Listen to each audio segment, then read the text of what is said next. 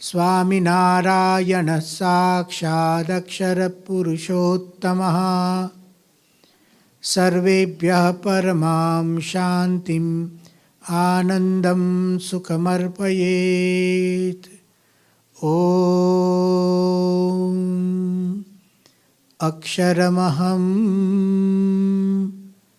पुरुषोत्तमदासोऽस्मि। ॐ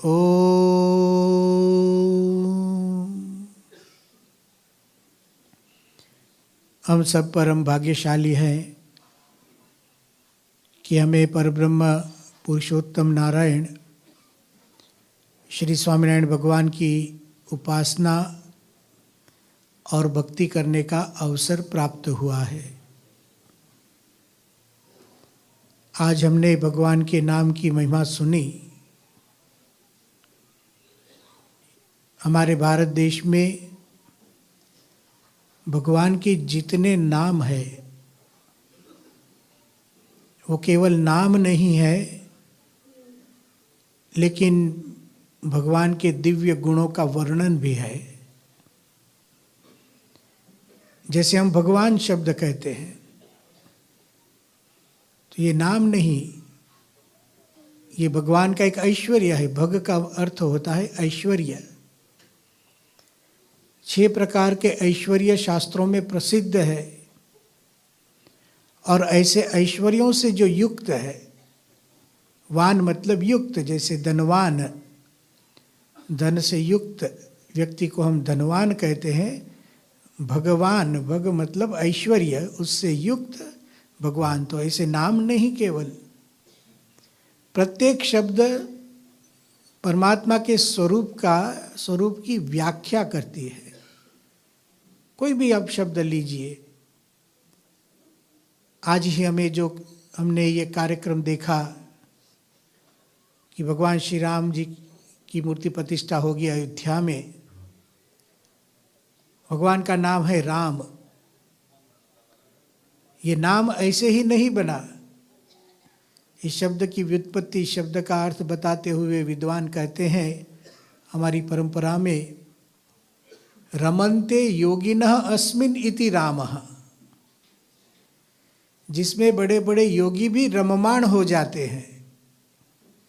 जिसकी स्मृति करने में, जिसका ध्यान करने में, रमन्ते रममाण हो जाते हैं, डूब जाते हैं, लीन हो जाते हैं। इति रामः, तो भगवान का नाम एक गुण का दर्शन करवाता है।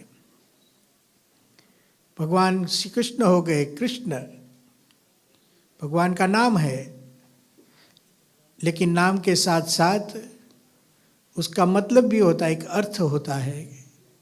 कर्षति दुखानि इति कृष्णः, जो अपने आश्रित भक्तों के कष्ट को खींच लेते हैं, हमें दुख मुक्त कर देते हैं, इसलिए भगवान का नाम हुआ कृष्णः।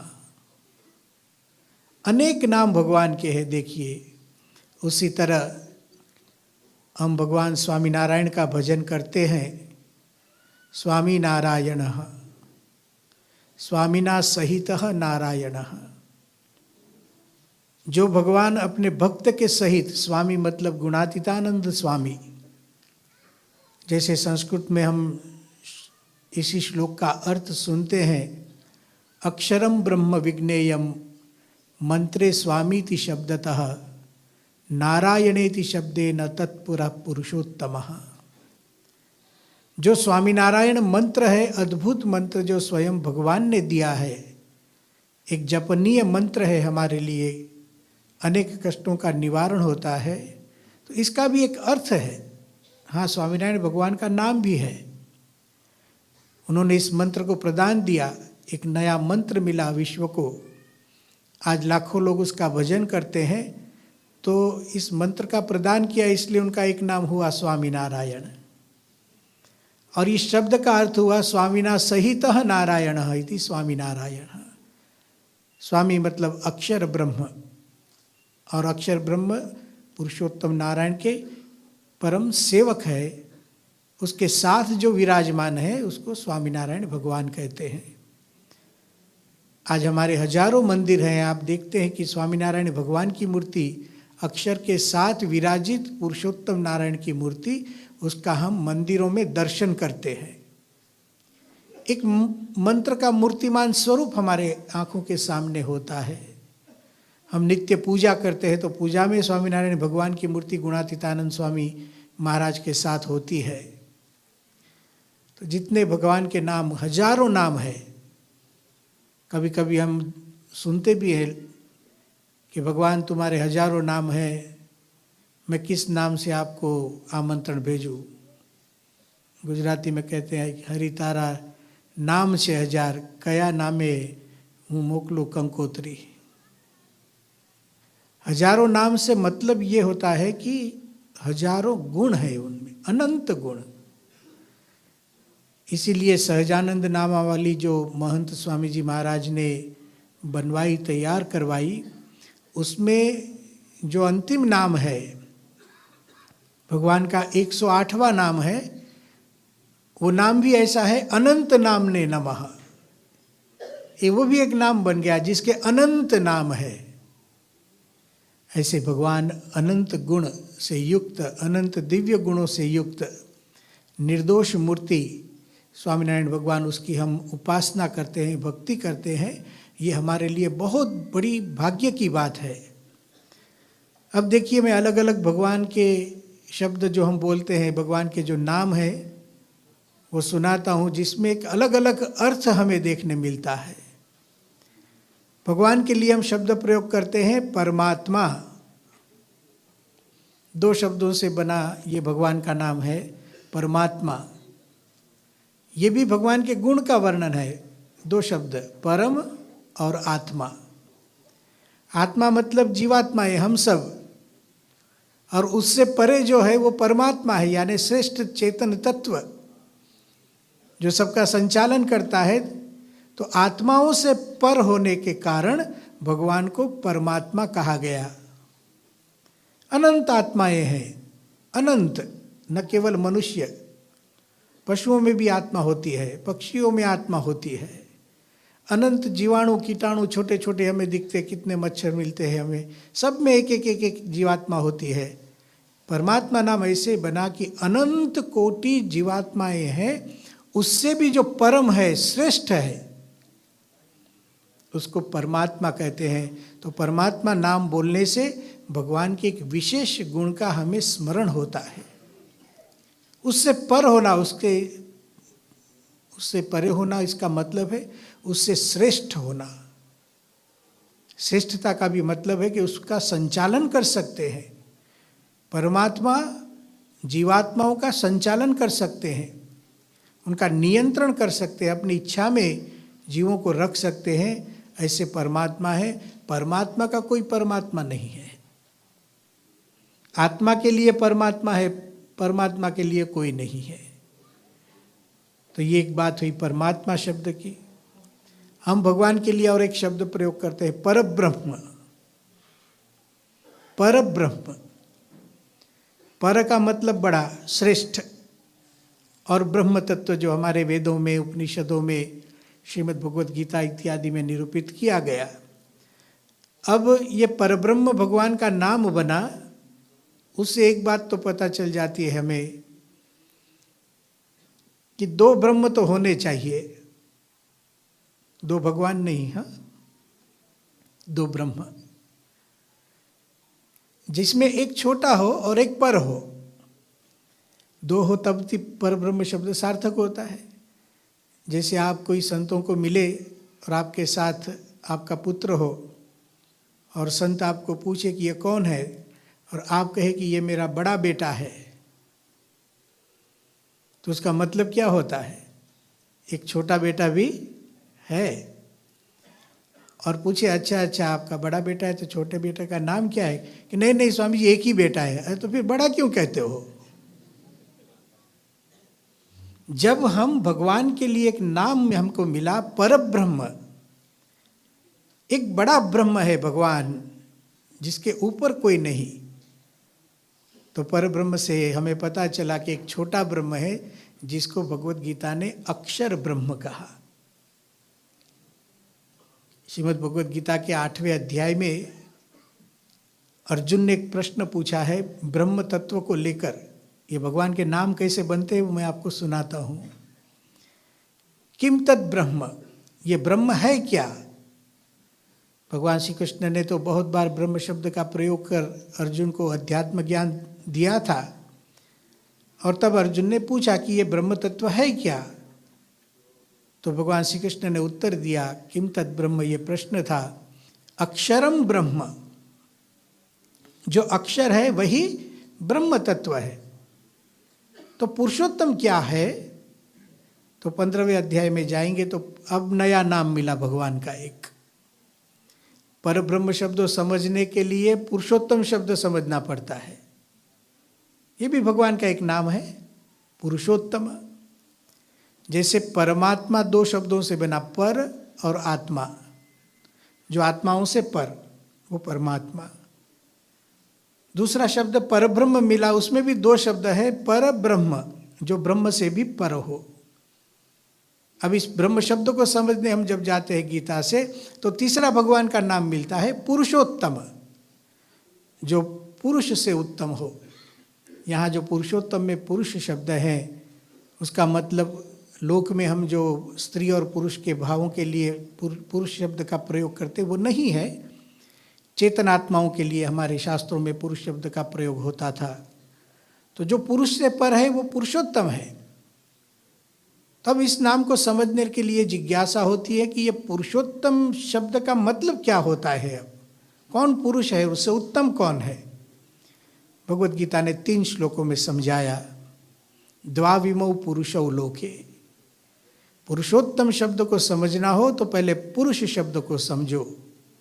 2 प्रकार की चेतनात्माएं इस प्रपंच में, इस संसार में होती है। द्वाविमौ पुरुषौ लोके क्षरश्च अक्षर एवच। एक क्षर है और दूसरा अक्षर है। क्षर का मतलब जिसको माया लगी हो, जो बद्धात्मा है, माया का आवरण जिसको हो, अज्ञान का आवरण हो, उसको क्षर कहते हैं। क्षरः सर्वाणि भूतानि कूटस्थः अक्षर उच्यते। और जिसको कभी भी माया का बंधन नहीं हुआ उसको अक्षर कहते हैं। तो भी ये पुरुषोत्तम नहीं है। अब पुरुष शब्द में बात चल रही है। इन क्षर और अक्षर से भी जो परे हैं उसको पुरुषोत्तम कहते हैं। यस्मात् क्षरम अतीतोहम अक्षरादपि चोत्तमः अतोस्मि लोके वेदे च प्रथित पुरुषोत्तमः। भगवान क्षर से भी पर है और अक्षर से भी पर है, इसलिए उनको पुरुषोत्तम कहते हैं। भगवान के नामों को सामान्य मत समझिए। उन नामों में ऐश्वर्य होता है, भगवान की महिमा होती है। तो हम परब्रह्म की बात कर रहे थे, उसमें पुरुषोत्तम की बात निकल गई। निकली इस तरह से कि किम तत् ब्रह्म अर्जुन ने पूछा, तो अक्षरम ब्रह्म, जो अक्षर है वही ब्रह्म है। और 15वें अध्याय ने कहा इस अक्षर से पर जो है वो पुरुषोत्तम है। मतलब इस ब्रह्म से भी जो पर है वो पुरुषोत्तम है, इसलिए भगवान को पर ब्रह्म कहते हैं। 3 नामों को हमने समझा। ये तीनों के 3 नाम भगवान की श्रेष्ठता बताते हैं। पहला नाम परमात्मा, आत्माओं से पर। दूसरा नाम पर ब्रह्म, जो ब्रह्म से पर। और तीसरा नाम पुरुषोत्तम, जो आत्मा और ब्रह्म दोनों से पर। क्षरातीत और अक्षरातीत पुरुषोत्तम। भगवान के प्रत्येक नाम, ऐसे आप एक एक नामों को देखेंगे तो हमें पता चलता है कि भगवान कितने गुणयुक्त है। और एक शब्द मैं बोलता हूँ, बहुत प्रसिद्ध है, परमेश्वर। रोज बोलते हैं हम लोग, भगवान का नाम है, हे परमेश्वर मंगलदाता। परमेश्वर 2 शब्दों से बना है। अब आपको भी पता चल जाएगा, परम और ईश्वर, जो ईश्वरों के ईश्वर है। तब परमेश्वर शब्द को समझने के लिए ईश्वर शब्द को समझना आवश्यक है। ईश्वर शब्द का मतलब होता है जो शासन कर सके। ईष्टे इति ईशः, जो शासन कर सके। नियमन कर सके, उसको ईश्वर कहते हैं। भगवान ने जो सृष्टि बनाई, इस सृष्टि में अनंत भूमिकाओं की रचना की। उपनिषदों में आता है जब सृष्टि भगवान करते हैं, ईमान लोकान लोकिनश्च, भगवान ने अनंत लोकों की यानी भूमिकाओं की, अलग अलग ब्रह्मांडों की रचना की, और उसके रचना करने के बाद उस पर प्रत्येक ब्रह्मांड में आधिपत्य दिया, उसका संचालन कर सके। जैसे डिपार्टमेंट होते हैं तो प्रत्येक डिपार्टमेंट में एक हेड होता है, तो वो हेड ईश्वर कहलाता है। ईश्वर मतलब उसका शासन करे। इसी तरह अनंत कोटि ब्रह्मांड का संचालन भगवान करवाते हैं। ऐसी आत्माओं को ये एक सेवा प्रदान करते हैं। न केवल ब्रह्मांडों में, ये हमारी जो काया है, हमारा शरीर है, इसके भी संचालक देवताएं हैं। हाथ के इंद्र, पैर के उपेंद्र, बुद्धि के ब्रह्मा, मन के चंद्रमा, ये सब देवताएं हैं। उसको वेदांत की भाषा में कहते हैं इंद्रियाभिमानी देवता। इंद्रियों का नियमन करते हैं। जो हमारी चक्षुर इंद्रिय, उसकी शक्ति के लिए भगवान ने जिनको इन जिम्मेदारी सौंपी है, ऐसे अनंत ईश्वर है, संचालक है, देवताएं हैं। इन सबके जो ईश्वर है वो परमेश्वर है, वो भगवान है। उसकी उपासना हम करते हैं, उसका भजन हम स्वामीनारायण स्वामीनारायण नाम से करते हैं। तो भगवान के नाम आप देखेंगे तो उसके नाम में ही पूरा वेदांत है। वेदांत किस तरीके से, जैसे मैंने कहा, ईश्वर शब्द को समझने के लिए ये पूरी एक सृष्टि में कैसा कर्तव्य होता है उसको समझना पड़ता है। उसके लिए सृष्टि होती है ये समझना पड़ता है। उसके लिए सृष्टि है क्या ये समझना पड़ता है। अपने आप सब कुछ देखो, पूरा वेदांत आके खड़ा होता है। परमात्मा समझने के लिए कि आत्म तत्व, चेतन तत्व को समझना पड़ता है। मैंने परब्रह्म शब्द की बात की, उस पर मैं फिर से आता हूँ। अद्भुत शब्द है भगवान का नाम। भगवान का एक सर्वोपरि गुण है जो ब्रह्म से भी परे है। ब्रह्म शब्द का ही अर्थ होता है सबसे बड़ा। ब्रह्म शब्द का भी मतलब है बड़ा, वो स्वयं उस शब्द का भी अर्थ ऐसा है। ब्रूह धातु है संस्कृत में, जिसका मतलब होता है ब्रूह वृद्धौ, मतलब जो एकदम बड़ा है उसको ब्रूह, उससे ब्रह्म शब्द बना। तो भगवान का नाम अब देखो कैसे बनता है, जो बड़े से भी बड़ा है, अर्थात पर ब्रह्म है। ब्रह्म का मतलब बड़ा, ब्रह्म पर एक लग गया, जो श्रेष्ठ कक्षा से बड़ा है, यानी बड़े से भी बड़ा है। पर शब्द को तो श्रेष्ठ अर्थ है ही, ब्रह्म शब्द का भी श्रेष्ठ अर्थ है, पर शब्द है। तो उससे एक नया नाम निकला भगवान का, जो शास्त्रों में है परात पर। परात पर, पर से भी जो परे है। पर मतलब जो श्रेष्ठ है, स्वयं ब्रह्म श्रेष्ठ है, उस श्रेष्ठ ब्रह्म से भी जो श्रेष्ठ है वो पर ब्रह्म है। इसलिए भगवान का एक नाम हो गया परात पर। अब ब्रह्म श्रेष्ठ है, किससे श्रेष्ठ है? तो सीक्वेंस ऐसी बनती है, कुछ एक तत्व है उससे परे ब्रह्म है, और उस ब्रह्म से पर भी पर ब्रह्म है। तो जो ब्रह्म से नीचे है वो जीवात्माएं हैं, जिसको भगवत गीता ने क्षर कहा, क्षर सर्वाणि भूतानि। और उससे पर ब्रह्म है। अर्जुन ने पूछा किम तद ब्रह्म, भगवान ने कहा अक्षरम ब्रह्म, जो अक्षर है वही ब्रह्म है। क्षर से पर अक्षर, मतलब क्षर से पर ब्रह्म। और ऐसे पर, ऐसे ब्रह्म से अर्थात अक्षर से भी जो पर है वो पर ब्रह्म है, पुरुषोत्तम है, परात्पर है। और परब्रह्म से पर कोई नहीं, उसके ऊपर कोई नहीं, भगवान के ऊपर कोई नहीं। आपको थोड़ा सा ये लगता होगा कि स्वामी जी कोई संस्कृत का क्लास लेने बैठ गए हैं। हाँ, तो वही तो करना है हमें। सामान्य नाम नहीं है, ये भगवान के नाम, भगवान के दिव्य गुण और ऐश्वर्य है। अब देखो हमारे शास्त्रों ने भगवान का एक नाम हमको दिया, पुरुषोत्तम, परब्रह्म, स्वामीनारायण। अपने शरीर में भी जो तत्व है उसको लेकर भी भगवान की श्रेष्ठता, एक परात्परता, और जिस भगवान से पर कोई नहीं, इसको समझाया गया है अपने इसी शरीर में। कठोपनिषद में एक बात आती है, जब भगवान के स्वरूप का वर्णन होता है, इंद्रियाणि पराण्याहुः, हमारे शरीर में इंद्रियां होती है, 5 ज्ञानेंद्रिय और 5 कर्मेंद्रिय। जैसे ज्ञानेंद्रिय हमारी 5 आँखें वगैरह हैं, हमारी आँखें हम स्वाद लेते हैं, कान से सुनते इत्यादि। कर्मेंद्रिय हाथ पैर भगवान ने हमको दिए हैं। तो काम तो इंद्रियों से होता है, इसलिए शास्त्रों ने कहा इंद्रियाणि पराण्याहुः, इंद्रिय श्रेष्ठ है, पर का मतलब श्रेष्ठ। लेकिन अब उसके बाद की देखो, अब ऊपर ऊपर चढ़ते जाएंगे वाक्य। इंद्रियाणि पराण्याहुः इंद्रियेभ्यश्च परम मनः, इन इंद्रियों से भी पर मतलब श्रेष्ठ है हमारा मन। क्यों ऐसा है? किसी विषय का उपभोग करना हो तो इंद्रियों को विषय की आवश्यकता होती है। मुझे आंखों से कुछ देखना हो तो पहले वस्तु होनी चाहिए, कुछ हो ही नहीं तो मेरी आंखें कुछ देख ही नहीं सकती है।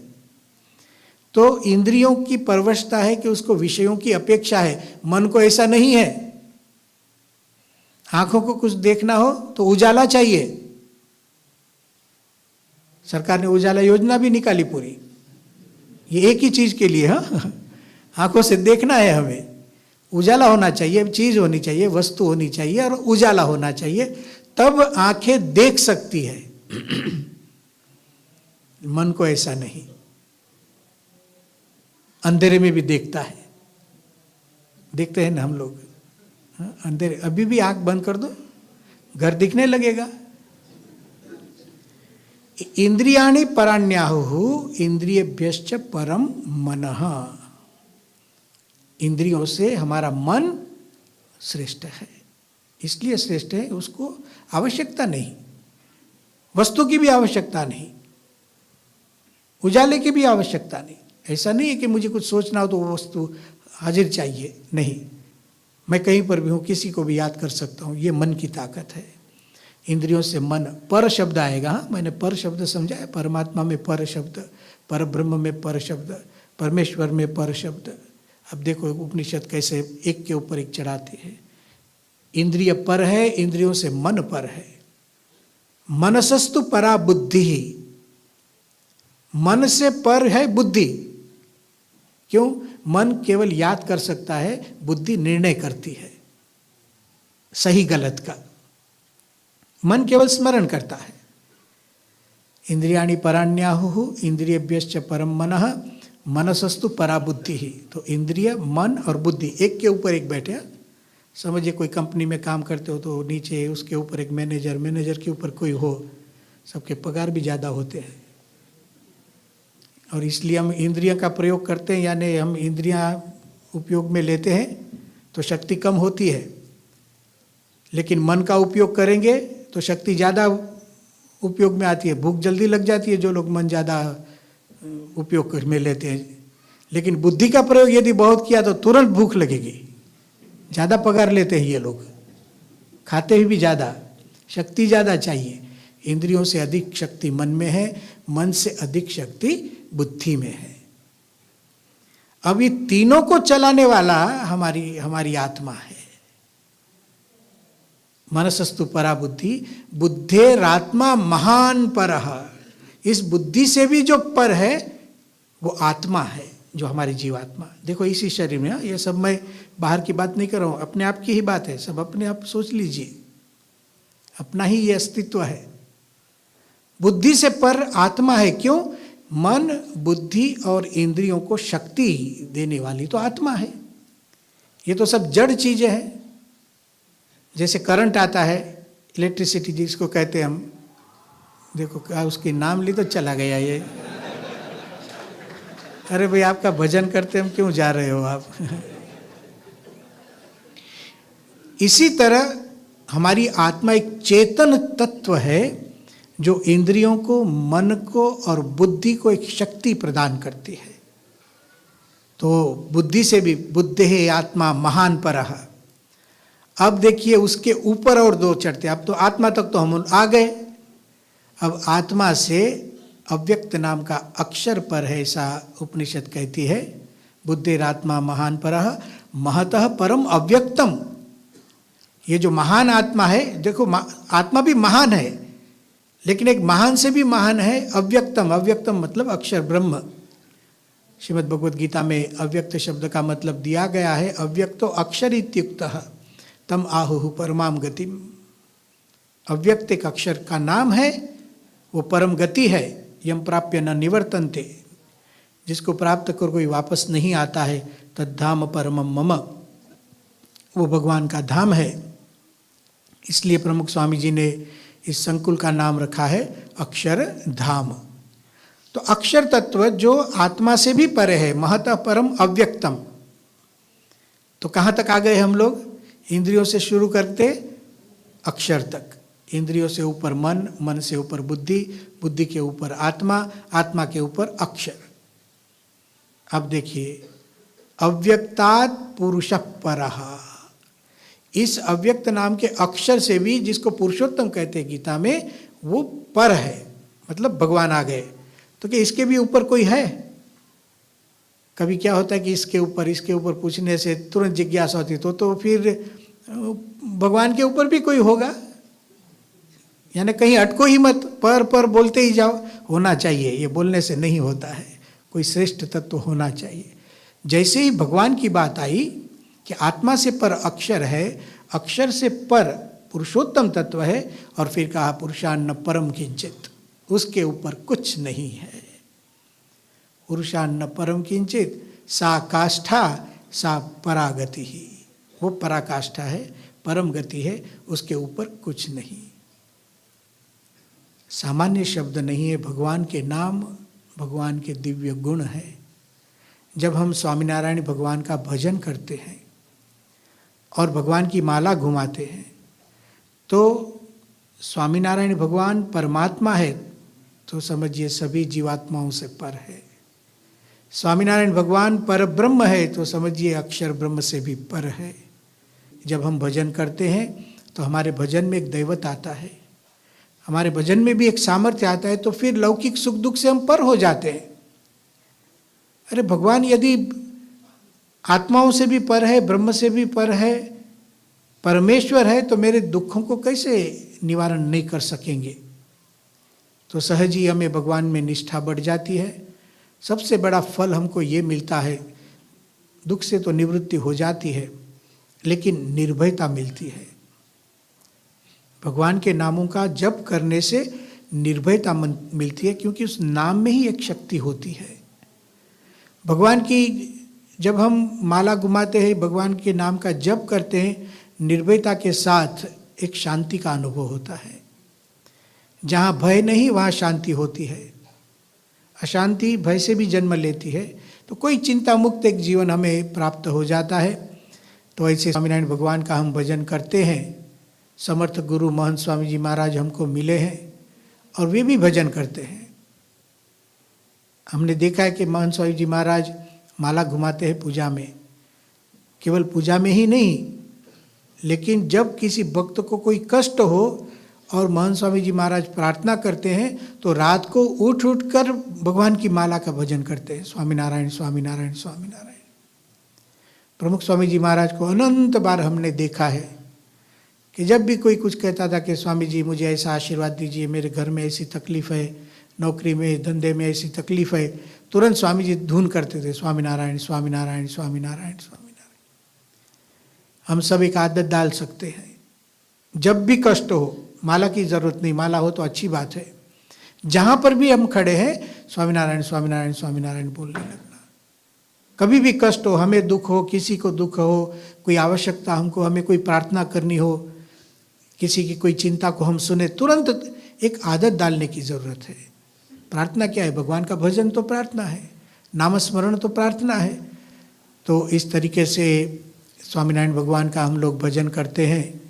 भगवान के चरणों में हम प्रार्थना करें कि इस भजन के द्वारा हमारे कष्टों का निवारण हो, हमें परम सुख की प्राप्ति हो, परम आनंद की प्राप्ति हो और शांति की प्राप्ति हो, और हम सत्संग का सुख ले सकें और हमारे गुरुदेव जो महंत स्वामी जी महाराज हैं उनका सत्संग करें, उनका समागम करके हम इस नामस्मरण करते करते ब्रह्म स्थिति को प्राप्त कर परब्रह्म की उपासना कर सके।